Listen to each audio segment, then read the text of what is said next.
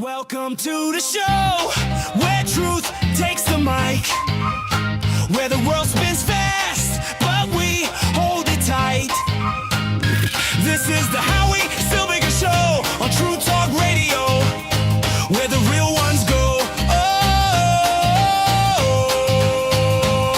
Politics, passion, the news of the day, no filter, no fluff, just the Silbiger way, so buckle up tight, let the debates flow. This is your hour, the Howie Silbiger Show. Silbiger Show. Silbiger Show.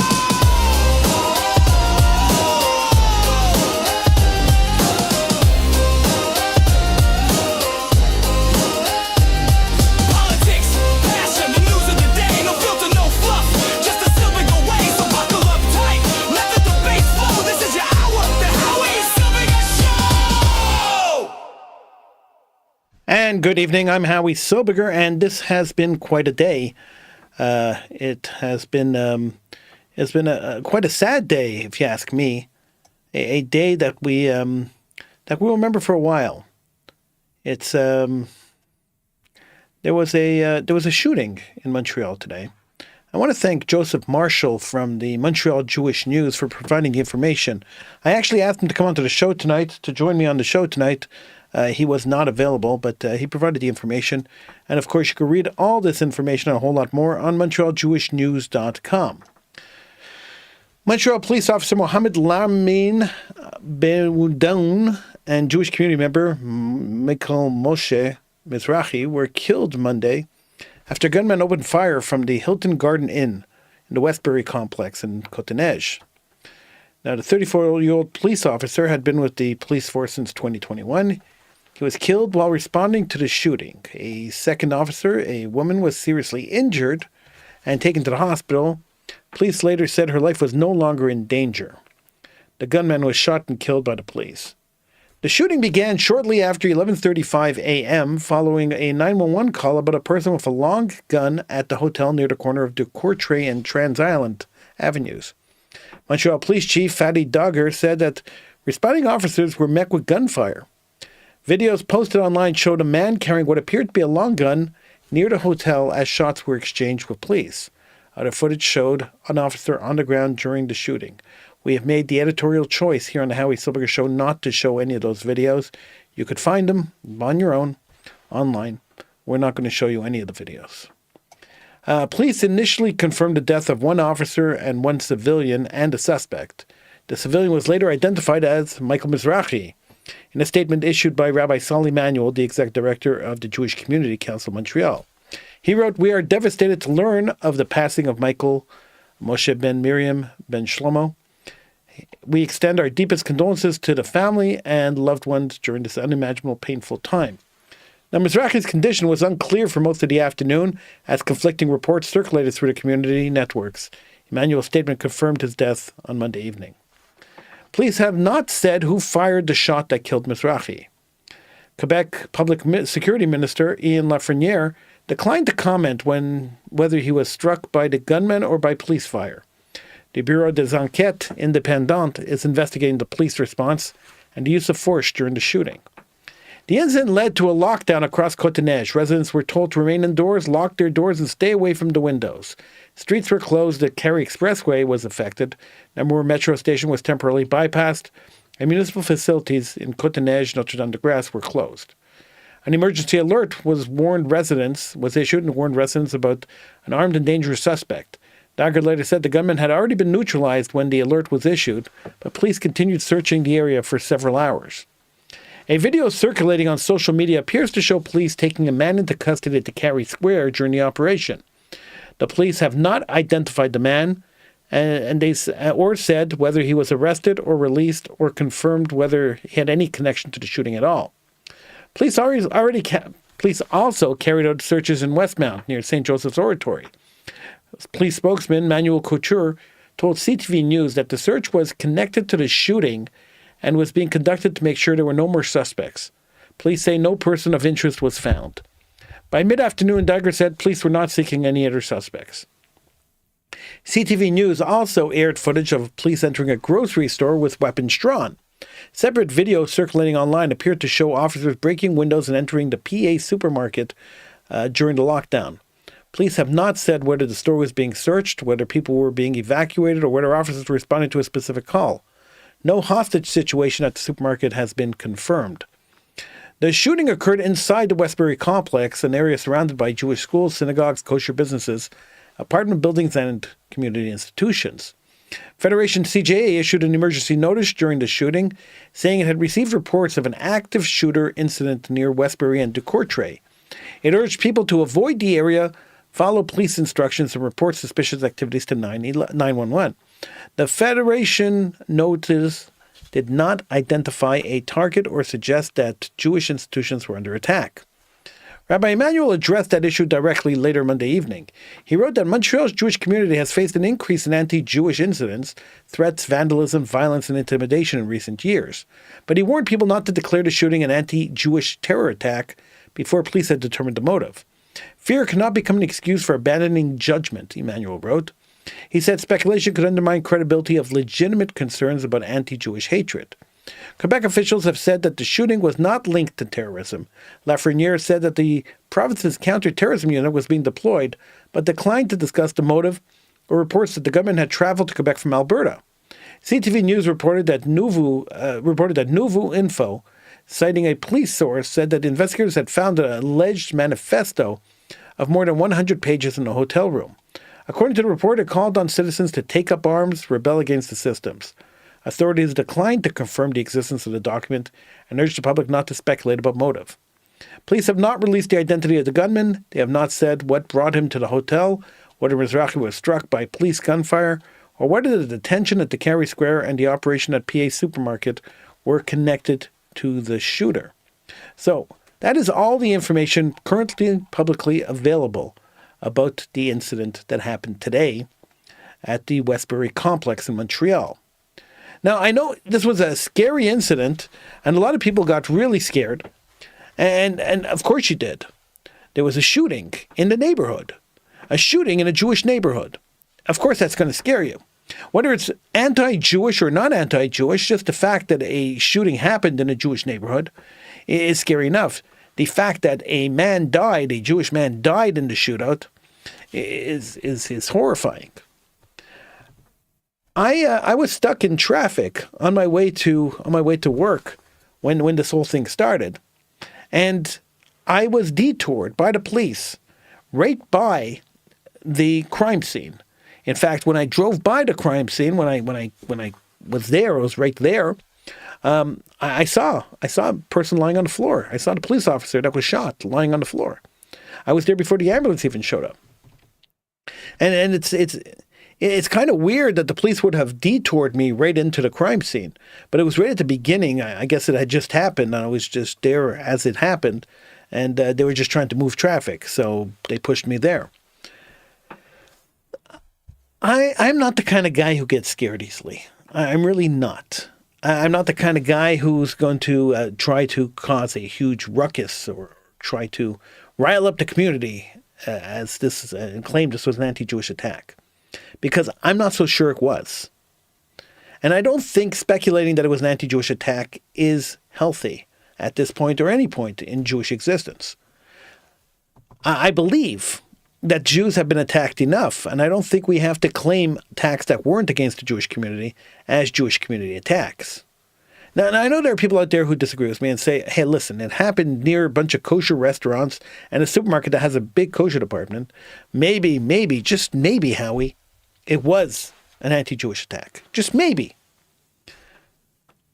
I'm going to err on the side of caution and say until it is declared that it was an anti-Jewish attack, until the contents of this manifesto are released, I think we should calm down, take a breath, and understand that we live in a bigger world, and that the entire world and the entire idea of crime doesn't center around our community. And just because something happens in a neighborhood where we happen to live doesn't mean that we were specifically targeted. If you want to call in, by the way, feel free to do so. The number to call is 1-877-669-1292. That's 1-877-669-1292. I'd love to talk to you about this. Now, I'm not saying that there is no possibility whatsoever of this kind of attack against the Jewish community. Of course there is. And of course that danger lingers over us. And we can see how easily it happens. Take a look. A guy went into a hotel, rented a hotel room, and then started taking pot shots from a 6th or 7th floor hotel room. So this kind of attack could happen.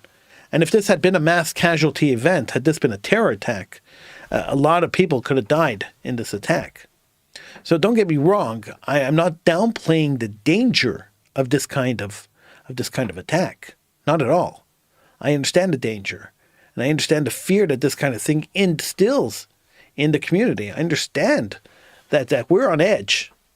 And rightfully so. We've been attacked. We've been maligned. There have been people in the streets calling for our murder. So rightfully so, we are on edge. And when something like this happens in one of our neighborhoods, we get really scared really quick. And I get it. But do we have to pretend that we're okay? Do we have to pretend that Jewish community is okay? Do we have to pretend that we are not petrified? I know a lot of Jewish schools locked down, even schools that weren't anywhere near the area, they locked down because you never know. When something like this happens in a Jewish neighborhood, you never know where else they are going to attack. If this is a bigger event that hadn't manifested itself yet, or if this was just an isolated incident. You don't know if they were targeting Jews. We don't know anything. All the information I read at the beginning, you could check it out at MontrealJewishNews.com. That's all the information that's the latest information that we have. We just posted the article a few minutes ago. The latest information available says we don't know what this mass attack was about. We don't know what they were shooting at, and we don't know what the manifesto says. The police know, but they haven't told anybody. And I agree with Rabbi Emanuel from the JCC that speculating or calling it a terror attack, as some people have done, as some businesses have done in the area, called it a terror attack, is jumping the gun. Because we don't know if it was a terror attack, and we don't know who the targets were. 1-877-669-1292 is the number to call. Get in on the conversation. Does this stuff scare you? When incidents like this happen, do you get scared, and how long do you stay scared? That's really the thing. We're fairly resilient as a people, and we're fairly accepting of the fact that we're always a target, and therefore when something like this happens, and happens around our institutions, or happens around our restaurants, or around supermarkets that carry kosher food, we always tend to believe immediately that this was an attack against our community. We tend to do that. But this may not have been an attack against Jews.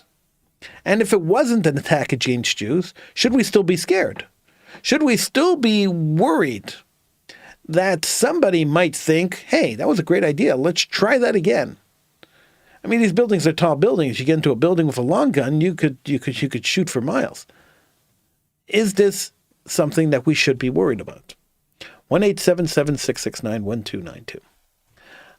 I'm not so sure that we should be betting our dollars on this. That we should be worried about this. That we should be concerned about attack against our community, attack like this against our community. Not yet. I mean, we have to be vigilant, of course. We can't let our guard down. But I'm not so sure that we could declare this one attack against us.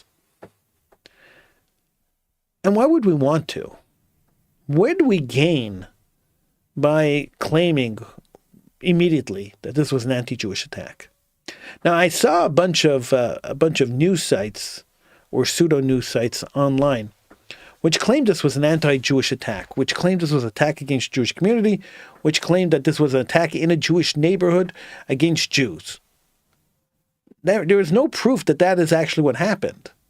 And I take umbrage, I really take offense to Jewish news sites trying to create the kind of story that's just going to get clicks. I take offense to that, because if we claim every attack is an attack against Jews, and we claim that this attack is an attack against Jews, let's say we do that, and it wasn't, and it's proven that it wasn't, I don't know if it is or isn't, it's proven that it wasn't, then we are actually the boy who cried wolf, aren't we?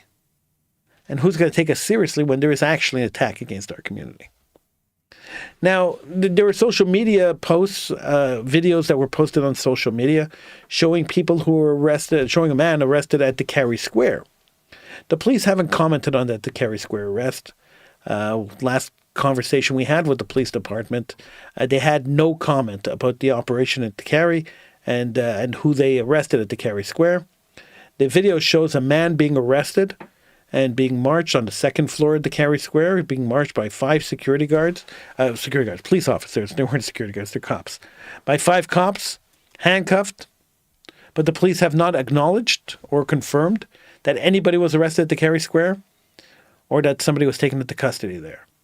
So what that story was about, I don't know. The police did confirm that they were searching in Westmount for another suspect. Westmount's pretty far from where the shooting happened.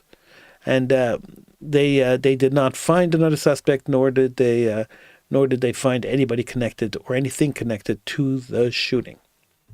So there you have it. That's the latest news about what happened today. Aside from the gridlock and the fear and the constant messages that were sent back and forth of people scared about what's going on, I have to say, and I just want to point this out, that we are fairly lucky in Montreal that this kind of thing doesn't happen more often. Well, we don't often see shootouts with the police. We don't often see this kind of violence in the city. And we should be very, very, very happy about that we live in a city that's relatively peaceful. Now, some reports, they haven't been confirmed, but some reports are saying that these men the men who were involved in the shooting today, came from outside of Montreal. They came from Alberta. There are some pretty prominent reports that are claiming they came from Alberta. Now, if that is the case, and these people were imported here to shoot up whatever they were shooting up, I don't know what they were aiming at. Maybe they were attacking the police. I'm not sure what their targets were. I'm not sure what their goals were. But if there was an organized attack, if this was an organized attack against whoever, then I really hope the police get to the bottom of it fairly quickly. Because once they don't get to like you, then they're just going to come and try to shoot you. And that's not good for anyone. So I hope that they get to the bottom of it as soon as possible and they arrest the people responsible for this. But in my experience, I've covered this kind of thing. I've covered terrorism for years. I won't label this terrorism because I'm not sure what the motives were. But I've covered these kind of violent attacks for years. And the one thing I've learned over the years of covering this stuff is that catching the shooter is fairly easy. Normally they end up dead, like the one that today ends up dead. And you can't really question a dead person. Finding the people who organized it, finding the people who funded it, finding the people who planned it, finding the people who chose the targets, that's much more difficult. That is nearly impossible. And so I'm just saying that if there is a concerted effort to attack people in the street, be vigilant, look around. And if you hear something or see something really strange or something happening, run in the opposite direction. Save yourself, save your children, stay safe. Because we only have one life. And why squander it on something that's not even your problem? 1-877-669-1292 is the number to call. 1-877-669-1292 is the number to call to get in on the conversation. Now, I work in a school that was shot twice. Shot twice in 3 days a couple of years ago. I understand the fear of a shooting. And in school today, the children were upset. They were scared. Now, they'll never admit they were scared. The teenagers will never say, hey, I'm scared. But they had so many questions regarding the shooting that I couldn't answer. Who was responsible? How many shooters were there? Are they coming to our school? Are they coming anywhere near us? Are they in this neighborhood? We put the school on partial lockdown as all schools did in the area. We put the school on partial lockdown. We were a little farther away from the kill zone than a lot of other schools, so we went into partial. Some schools went into full lockdown. We didn't do full lockdown, and the kids were asking me. The teenagers were asking me, to tell them the story. Who was responsible? What is the story? What's going on? They were scared, and that's the lingering problem with terrorism. That when you shoot a school, even if you don't shoot people at the school, but you shoot at a school, the people in the school, the people going to the school, people who call the school home, don't forget it when the news cycle changes. They don't forget the shooting a week later, a month later, a year later, 2 years later, 3 years later. They don't forget. And that lingering fear that something might happen again just hangs there, especially amongst kids. And so here we had a bunch of kids, a group of teenage boys, who came to me scared. Scared because they were in the school. They weren't in the building when the building was shot, but they were in the school when the building was shot. And this was another shooting. And they were scared because there was a lockdown. They were scared because there was an alert sent out by the police saying shelter in your place. They were scared. And that's the everlasting effects of these kind of attacks on Jewish institutions. Not calling the attacks on Jewish institutions terrorism, and not charging the people who shoot up Jewish institutions or who attack Jewish institutions as terrorists is the biggest crime that our government has committed against us in our community.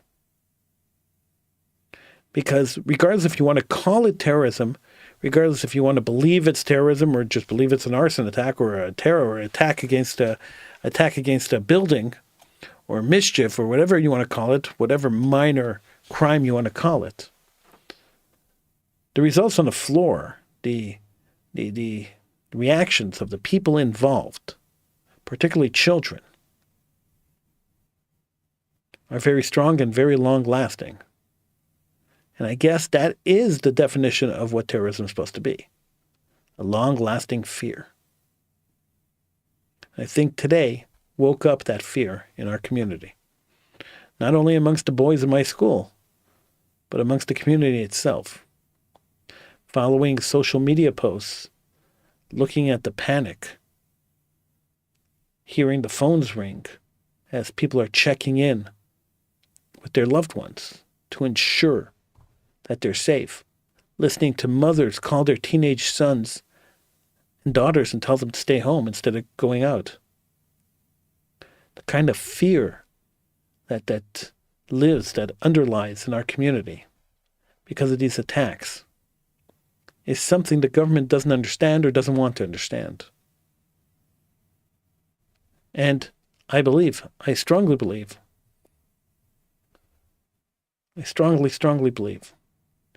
that it's time we insist that people who attack the Jewish community get charged with terror attacks, get charged under the terrorism law. There is it's crazy. It really is crazy. And, sometimes I get on the show and I want to talk about this and I want to talk about all sorts of stuff. And, this just gets in my head and I just keep going with this. Because I'm trying to believe it myself.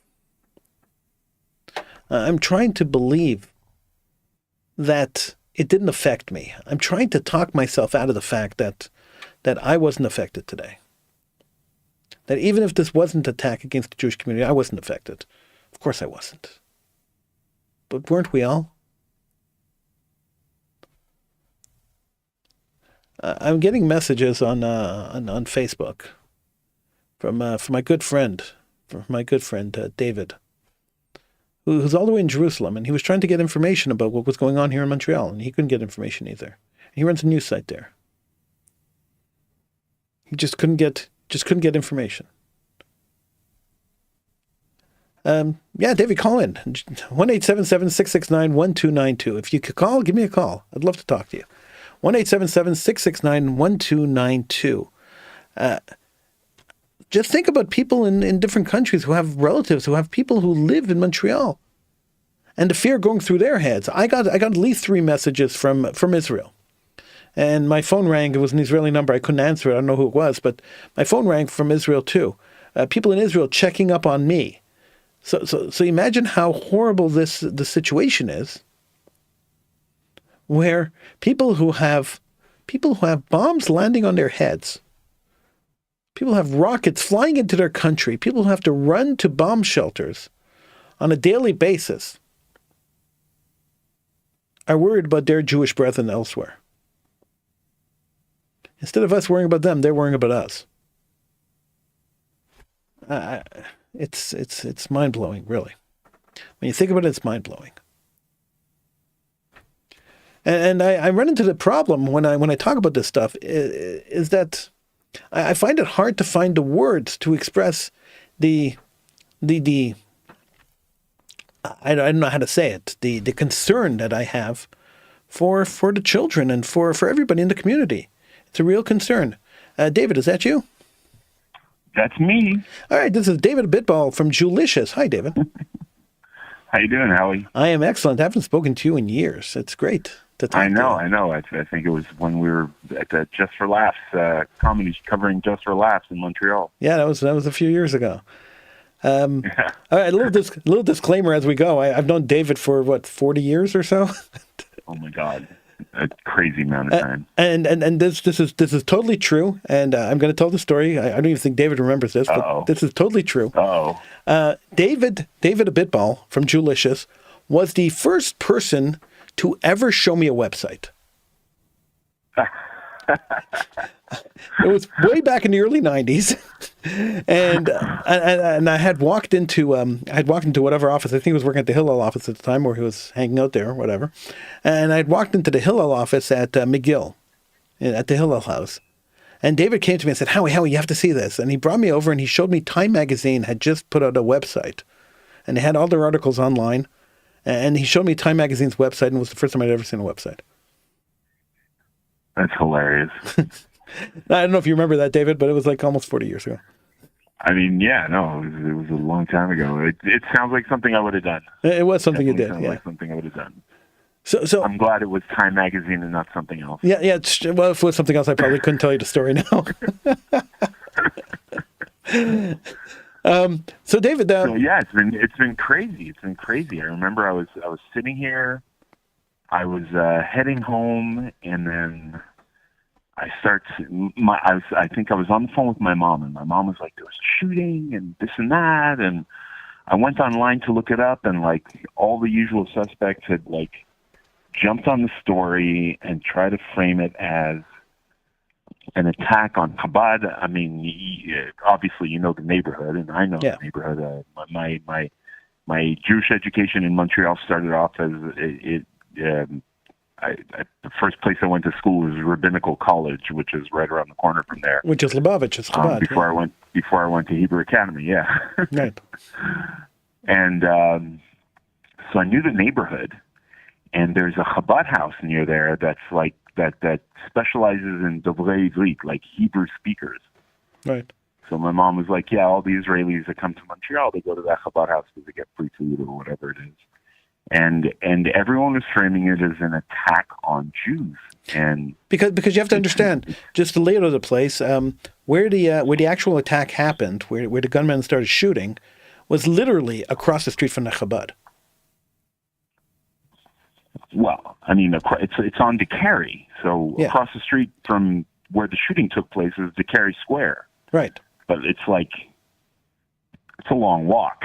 well, not really. You have Mada, which is directly, which is right next door to the Westbury thing.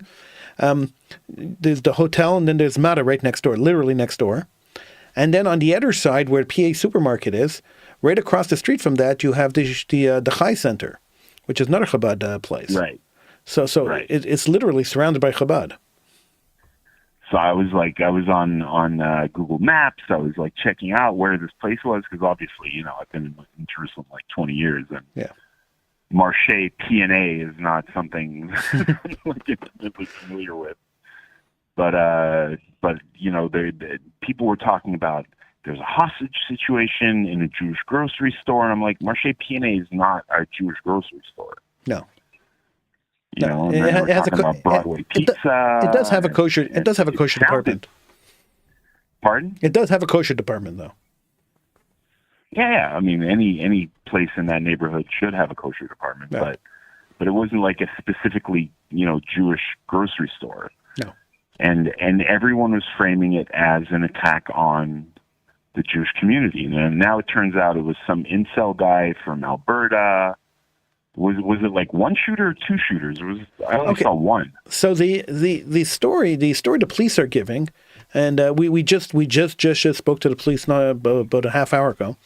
The story the police are giving that it was one shooter, he was neutralized, and then they sent out the warning to lock down because they thought there might be more shooters. Right. There was an arrest at the Kerry Square. I've confirmed the arrest, but not with the police. We have video of the arrest at the Kerry Square. Right. So 5 police officers walked a guy out in handcuffs who was dressed pretty much like the guy lying on the floor. So there was an arrest at the Kerry Square. Now, was that another shooter? Was it an accomplice? The police aren't saying. They're absolutely not even confirming that they arrested somebody at the Kerry Square, even though there's video evidence that they did. So right. I don't know. The video evidence was insane. I saw that poor Montreal police officer who's Muslim get shot, and I saw what was his name? Moshe Mizrahi? Yeah. Who's like a pretty well-known guy in the community. He's like the suit guy. A friend of mine was telling me how when he worked at Place Ville Marie, Mizrahi would come and bring suits, so you'd get like service at your office, bring your suits, try them on. If you like them, that's good, it's done. And he just, I saw him get shot right there on my screen, and it was horrific, because he was like just looking for someplace to hide from the shooter, and then it seemed like he got accidentally shot by the female police officer. Right. And then the most bizarre thing is that the shooter was walking by some guy, in like a blue jacket, who was just standing there looking at what was going on. And he's just standing there, and the shooter ran by him. You always have a guy like that. And I could just imagine it was like the typical, like old schlepper guy on Snowden, Right. Just standing there, completely oblivious to what's going on. Now, David, this doesn't even come into comparison with the dangers that Jews in Israel face on a daily basis. Forget about once in a blue moon that happens in Montreal, but on a daily basis in Israel. Do you feel any fear living in Jerusalem? I tell you, like in the last 3 years and the last year, we've been back and forth, into the bomb shelter, out of the bomb shelter, into the bomb shelter, out of the bomb shelter, that we start getting here in Jerusalem, certainly nothing's actually landed here except for some shrapnel.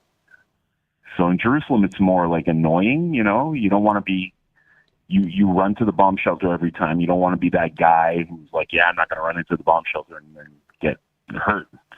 But it's more annoying than anything else, and life kind of goes on, like life goes on. We get used to, this is like our new normal, like the threat of Iranian rockets is just something that we deal with, and thank God we have the infrastructure in place to protect us and to keep us safe. But you never know, like I remember seeing the video of this like guy in an Arab village in the West Bank, and an Iranian rocket fell right on top of his head in the middle of the street. Like he was just walking, and then boom, an intercepted rocket fell on him and crushed him. And it's like, that could happen to anybody, any place, anytime, anywhere. Here, obviously, not in Montreal or anywhere else. But that's our new normal. That's everyone. Now you know exactly the location of every bomb shelter in and around your neighborhood, and we get used to it. But yeah, like I said, life goes on. Well, life has to go on. Life I guess goes on. you really have no choice. But Exactly. You have no choice. but School closings when we're anticipating rockets, and businesses shutting down, government offices shutting down when rockets are anticipated. It's annoying, but it's part of the price you pay for living in Ir HaKodesh. right. Do you think? I mean, you're there. You have Israeli media that we don't really have much access to from here. I mean, we could access the websites, but you have a lot more there. Do you think that there's an end in sight to this current barrage of rockets falling in Israel? Well, I mean, we haven't had rockets since, how long has it been? It's been a couple of weeks. It's been a couple of weeks now. We had, and then before then it was, Pesach, right? So, I don't know. What's happening in Iran and what's happening with the proxies, rockets stopped falling in central Israel, but there's still stuff going on up north. So will there be an end in sight? I mean, I hope so. But, what's happening with Trump and Iran and the memorandum of understanding, it's like they never learn, right? Right. They never learn that the Iranians are always, 5 steps ahead kind of thing, and taking advantage of domestic situations in the United States in order to pressure Trump to retreat and stop the attack. I mean, really the only thing that will stop any of this stuff is to replace the Mullah regime in Iran, but that's not happening. That's not on the books. I always find that no matter how many generations of presidents the United States gets, how many different presidents over the course of generations, they every single one of them tries to use the Middle East as their legacy piece, and every one of them makes the same mistake. They don't understand Middle Eastern politics. They don't understand Middle Eastern culture, and they don't understand how it works in the Middle East, the politics of the Middle East. And I think that's the biggest problem. Western democracy doesn't work in the Middle East. And Middle Eastern democracy. I think there's like a lack of institutional memory or something. There's something there that, I mean, Trump came in and tore up the JCPOA, and so were Iranians refining uranium to past 3.7% before the JCPOA was dispensed with, or after. Right. And I think they were just going along. There's no civilian use of uranium past a maximum of 20%. So why are they enriching it to 60%, which is weeks away from weapons grade 90% uranium, right?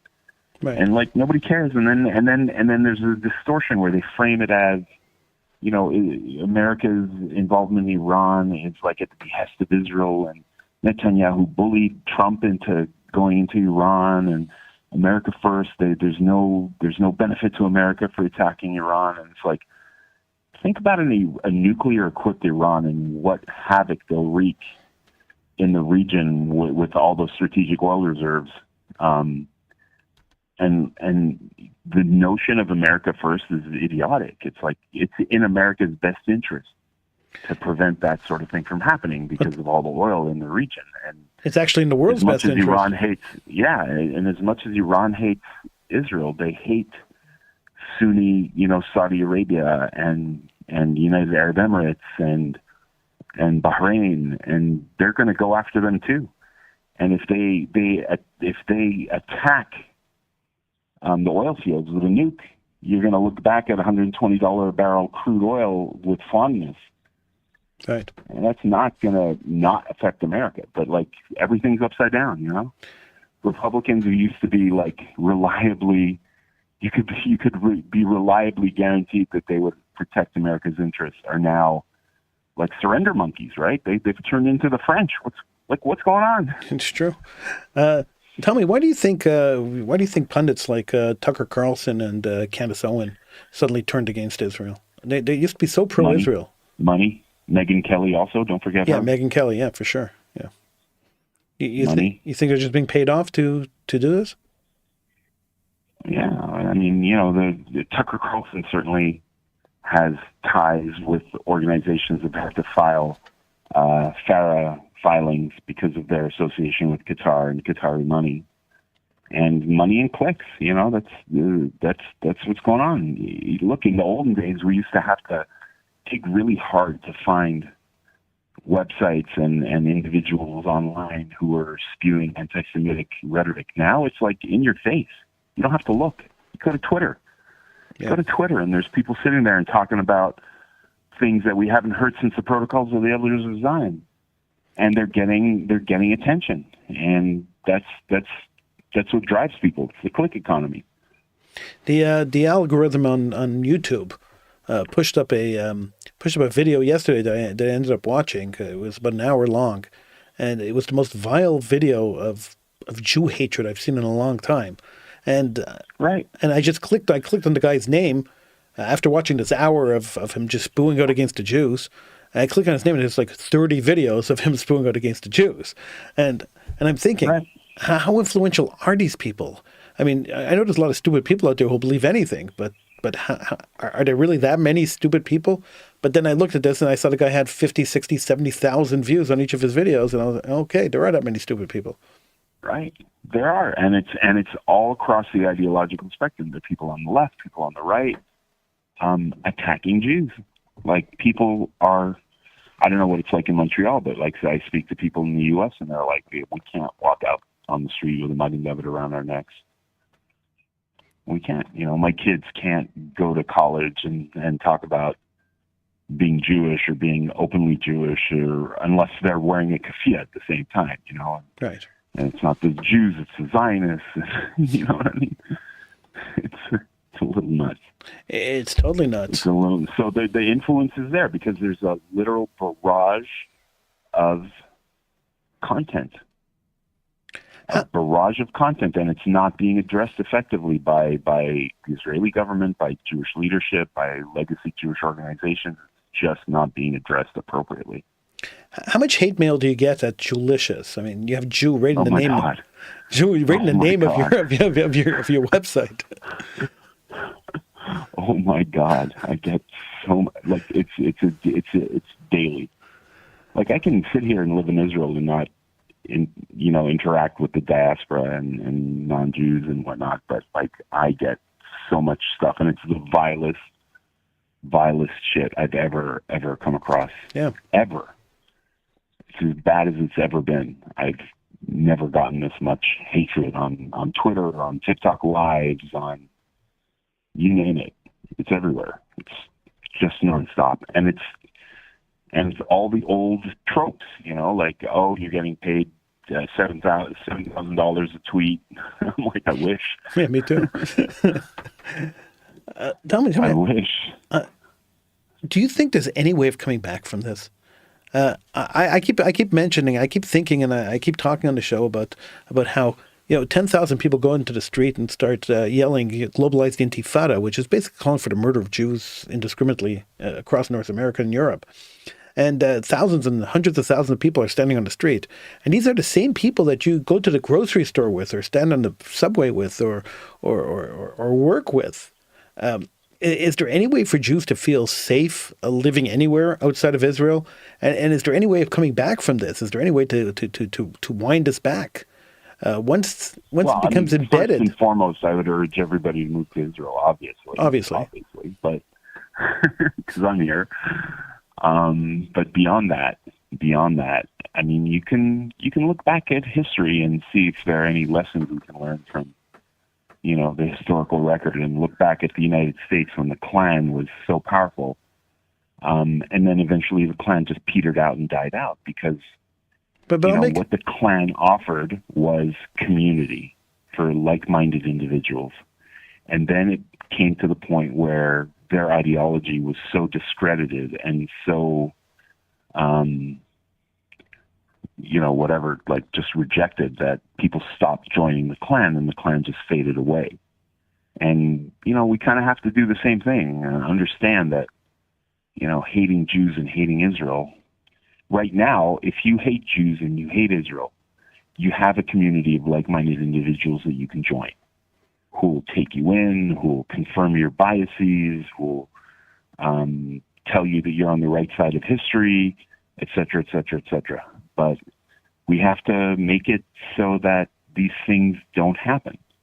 But if We you have to. But if you look at history, let's go to Nazism because that's the perfect example.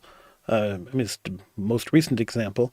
If you look at Nazism, do you really believe that after Adolf Hitler put a bullet in his brain, his ideology died? I mean, you had a generation of children who were raised in that ideology. You had all of Europe that was indoctrinated into that ideology. You think it just disappears because the leader dies?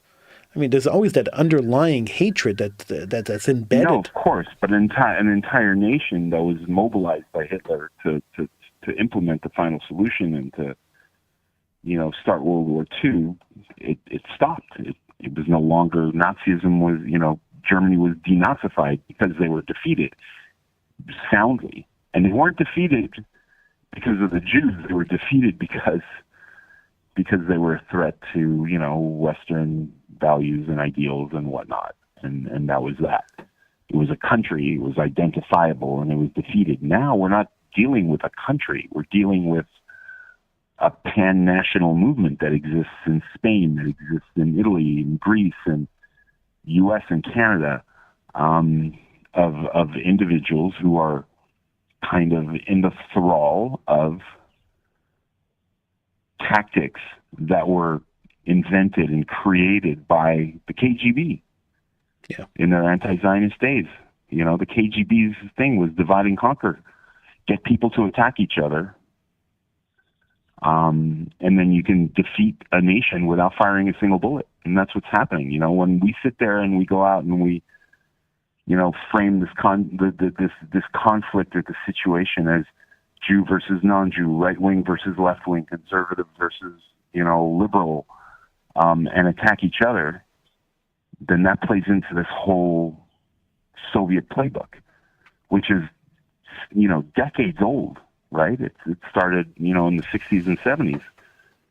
Well, and I see online. I'm online all the time, and I see bots coming in and promoting messaging that's meant to create division.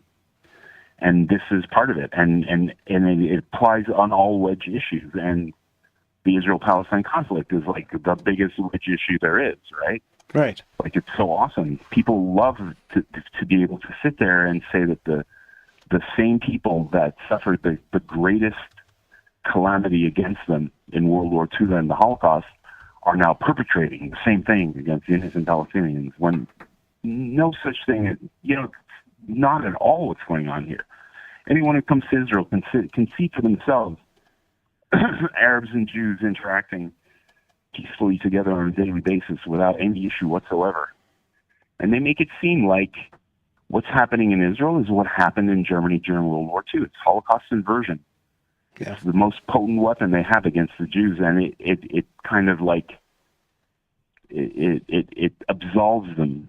It absolves Western society from their role in what happened in the Holocaust. So it's very powerful stuff, but we need to first of all be united. If anyone wants to really read up or watch what David's talking about with this KGB plot, you could just look up Yuri Bezmenov. Bezmenov. Right. He was a KGB agent who defected to Canada and was a professor who... He's here. He's here in Canada right now. I think he died, but... Did he? I think so. I think he lived in Windsor or something. Yeah, he lived in Windsor. He lived in Montreal. He was teaching at McGill for a while. He taught where? He was at McGill for a while, McGill University. What? Yeah. Let's see. Yuri Bezmenov. Yeah. University of Toronto. Oh, he did die in 1993.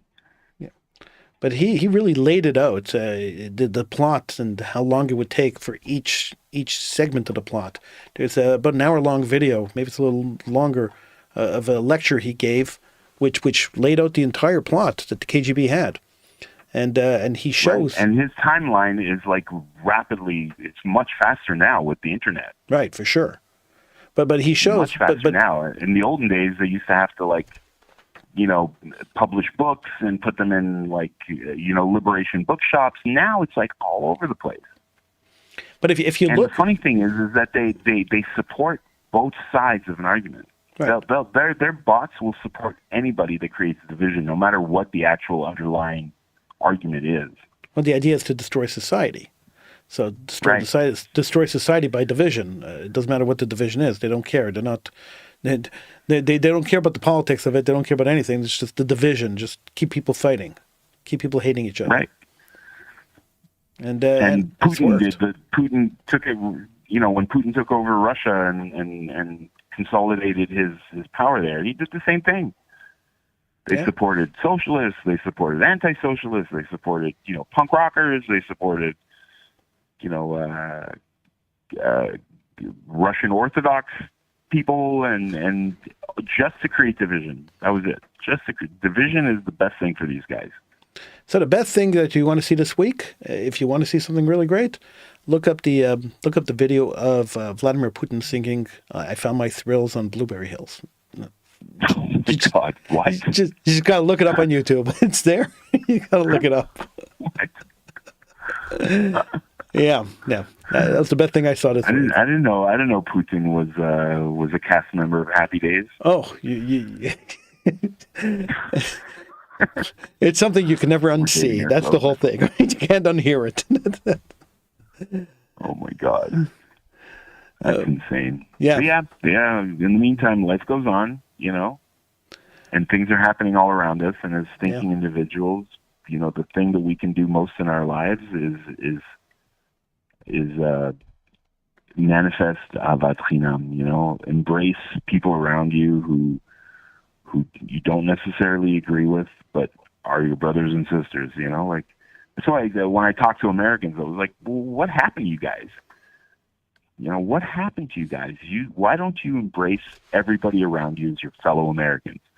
Refer to them that way first before, attacking them for whatever nonsense position you think you disagree on or whatever. Well, look, you and I don't agree What's politically. more important than maintaining? You and I don't agree politically on a lot of stuff. We never did. Yeah, for sure. We never did. No. But that's fine. That's fine. But I can respect you for your position. You can respect me for mine. I have no problem with that. I could be friends with people who don't politically agree with me. Foremost, not an unhinged right-wing nut, but a fellow Jew.